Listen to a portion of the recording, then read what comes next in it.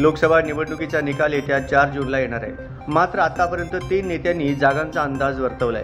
ताजा अंदाज आहे काँग्रेसचे दिग्गज नेते पृथ्वीराज चव्हाणांचा। महाविकास आघाडीला 35 पर्यंत जागा मिळू शकतात, तसंच इंडिया आघाडीला बहुमत मिळेल असा दावा पृथ्वीराज चव्हाणांचा आहे। महाराष्ट्रासह देशात मतदानाचे टप्पे अजून बाकी आहेत। 4 जूनच्या निकालाआधीच भाकीत सुरू झाली। नवा दावा काँग्रेसचे दिग्गज नेते पृथ्वीराज चव्हाणांनी केलाय। विशेष म्हणजे याआधी शरद पवारांनीही आकडा घोषित केलाय आणि रोहित पवारांनीही दावा केलाय। पृथ्वीराज चव्हाणांचा दावा आहे महाराष्ट्रात महाविकास आघाडीला 32 ते 35 जागा मिळेल, म्हणजेच महायुतीला 13 ते 16 जागा, देशात इंडिया आघाडीला 240 ते 260 जागा मिळू शकतात। शरद पवारांनी सांगितलं की महाविकास आघाडीला 30 ते 35 जागा मिळतील, याचाच अर्थ महायुतीला 13 ते 18 जागा मिळू शकतात। आणि रोहित पवारांचा दावा आहे की महायुतीचे 16 ते 18 खासदार जिंकू शकतात, म्हणजेच रोहित पवारांनी महाविकास आघाडीला 30 ते 35 जागा दिल्यात। महाराष्ट्रात आणखी एका टप्प्याचे मतदान बाकी आहे, त्याआधीच महाविकास आघाडीचे नेत्यांचा कॉन्फिडन्स वाढलाय।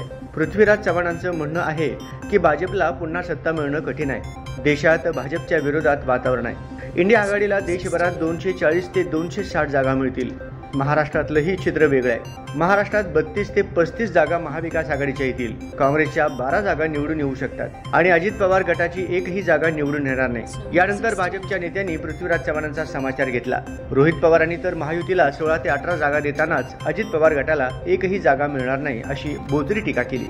महाराष्ट्रात भाजपचं मिशन 45 आहे। 2019 मध्ये युतीत लढताना भाजपचे 23 खासदार जिंकले होते। युतीत शिवसेनेचे 18 जागा आल्या होत्या। आघाडीत काँग्रेसला 1 जागा आणि राष्ट्रवादीला 4 जागा मिळाल्या होत्या।